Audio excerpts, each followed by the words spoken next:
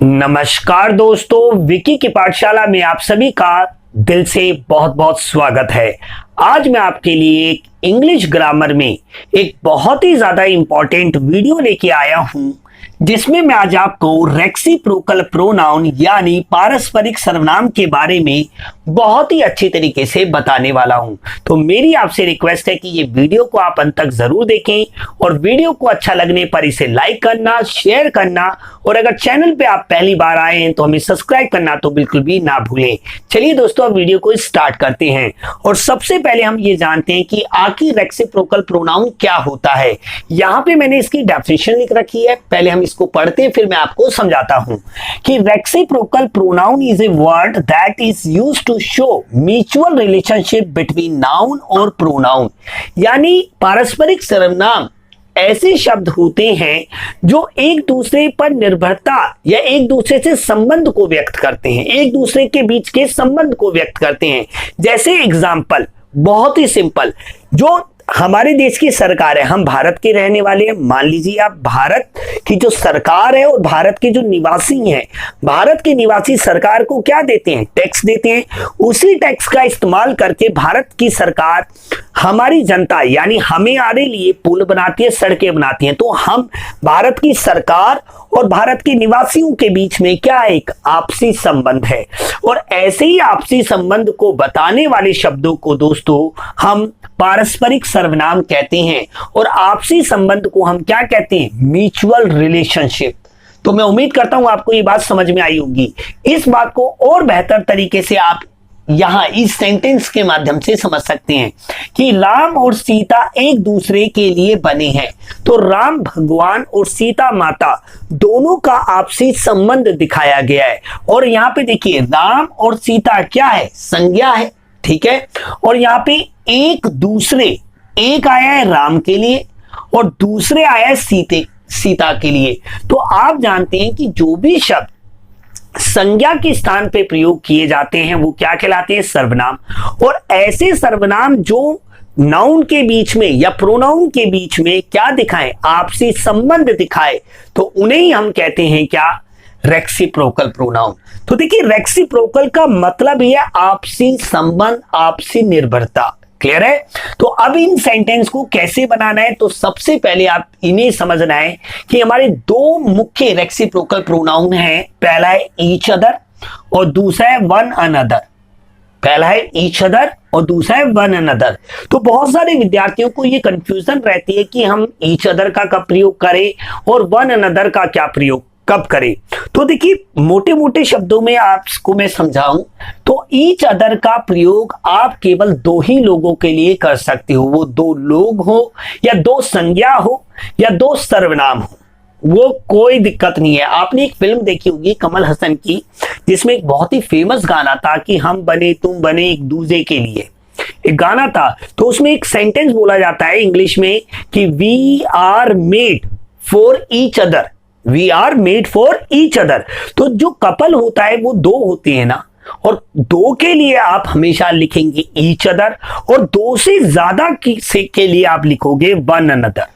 इस बात को अभी मैं सेंटेंस के माध्यम से आपको बहुत अच्छी तरीके से समझाने वाला हूं, इसलिए मैं आपसे कह रहा हूं कि वीडियो आप अंत तक जरूर देखा करें, क्योंकि आप एक बारी हिंदी के माध्यम से ये चीजें समझ लेंगे तो फिर आपको कभी भी दिक्कत नहीं होगी।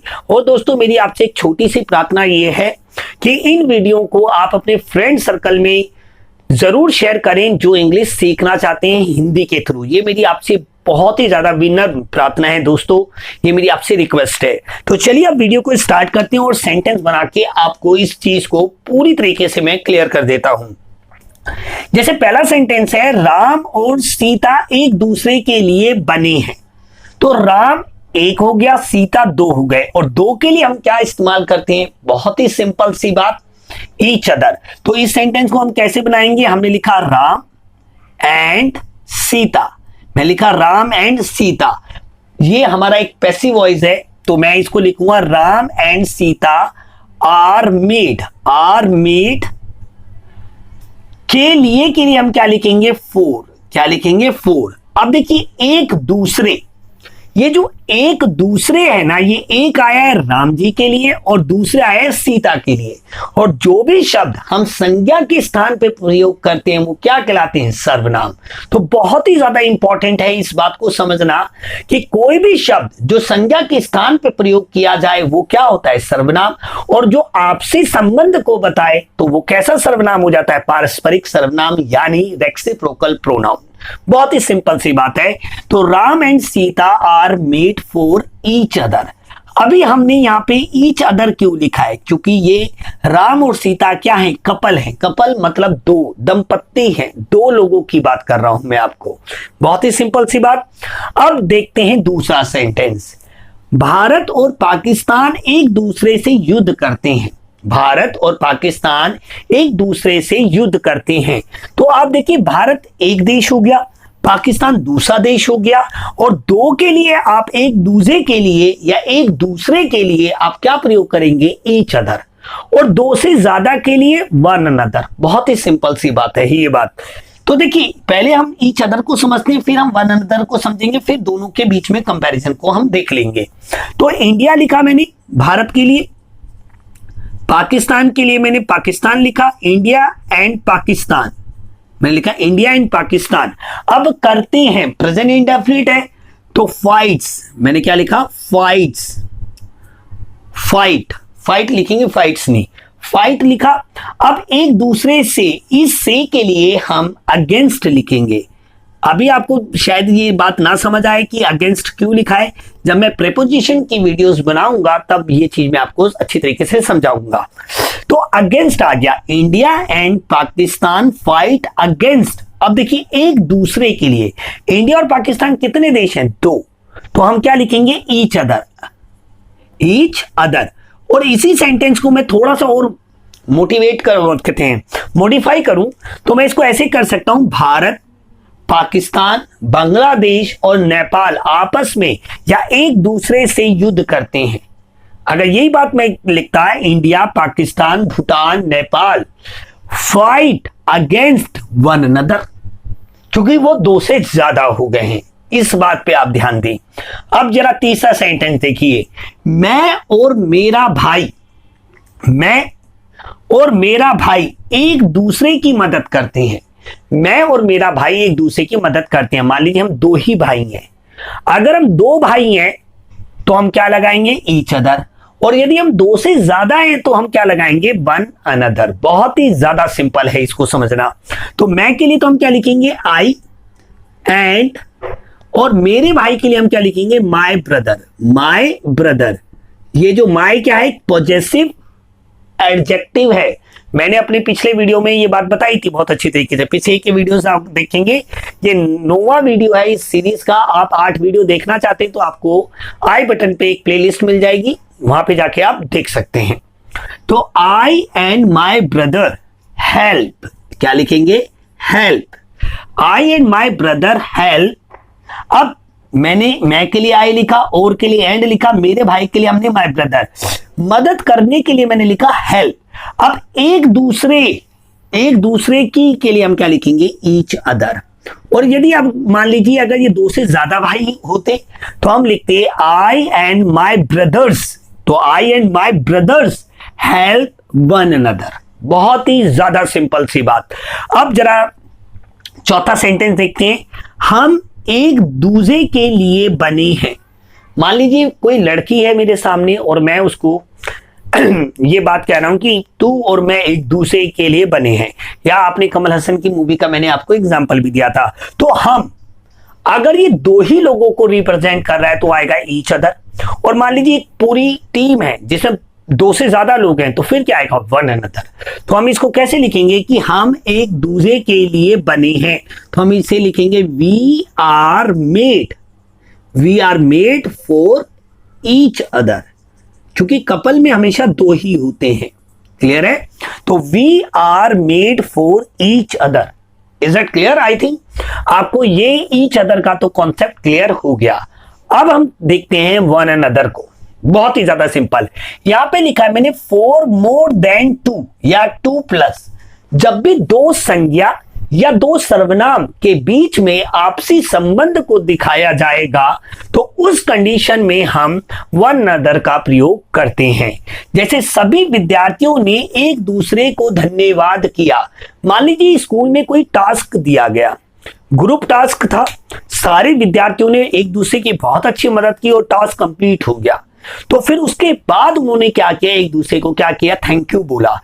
तो दो से ज्यादा लोग होते, अगर दो ही विद्यार्थी होते तो ईच अदर आता, बट विद्यार्थी दो से ज्यादा है तो क्या आएगा, वन अनदर। तो सभी विद्यार्थियों के लिए तो हम लिखेंगे ऑल दी स्टूडेंट्स।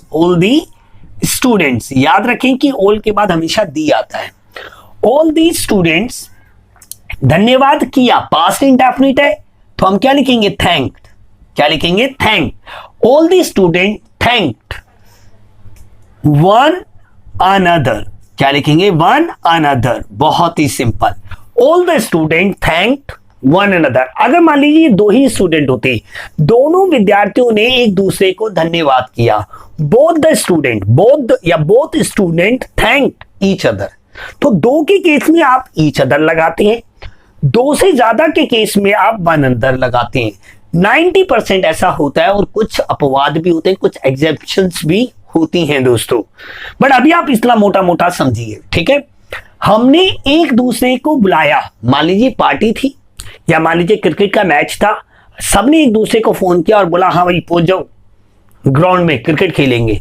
तो मैं ये बोल रहा हूं हमने एक दूसरे को बुलाया। अगर मान लीजिए दो ही लोगों के लिए स्टैंड है ये हमने, तो फिर ईच अदर आएगा, और दो से ज्यादा है तो वन अनदर आएगा। यही बात मैं आपको समझाना चाह रहा हूं कि वी बुलाने को हम बोलते हैं कॉल, पास्ट इंडेफिनिट है तो क्या आ जाएगा, कॉल्ड, और आमंत्रित करने के लिए बुलाया तो इनवाइट आता, बट अभी यहां पे नॉर्मल मैं बुलाने वाली बात कर रहा हूं। तो वी कॉल्ड वन अनदर। बहुत ही ज्यादा सिंपल सी बात।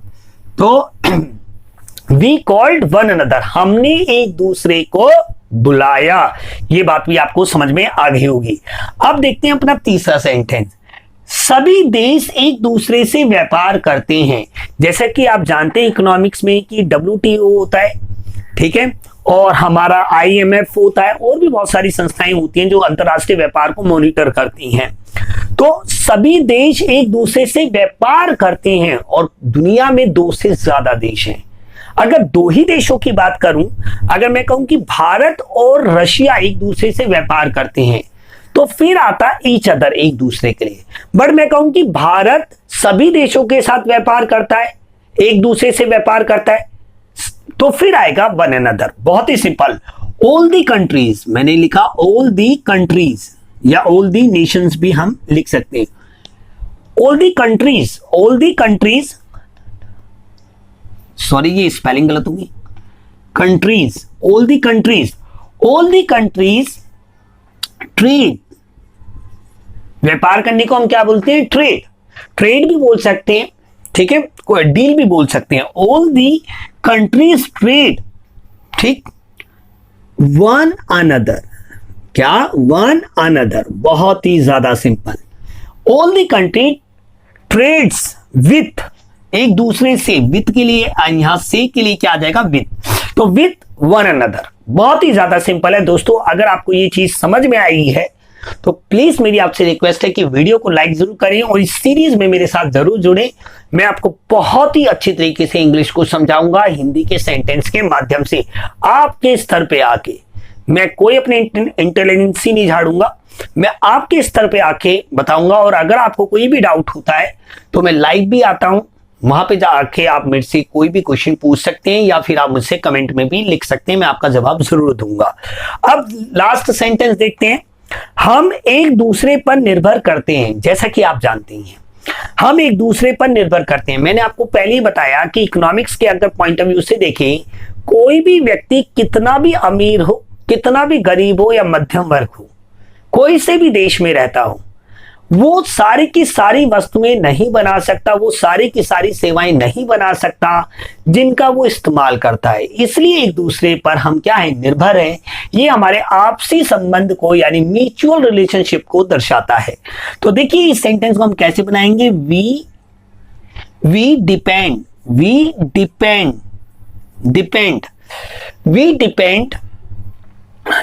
We depend on one another, we depend on one another. तो आपको ये बात समझ में आई है दोस्तों? तो प्लीज इस वीडियो को लाइक करें, इस सीरीज में मेरे साथ जुड़ें। मिलते हैं अगले वीडियो में। जय हिंद, जय भारत।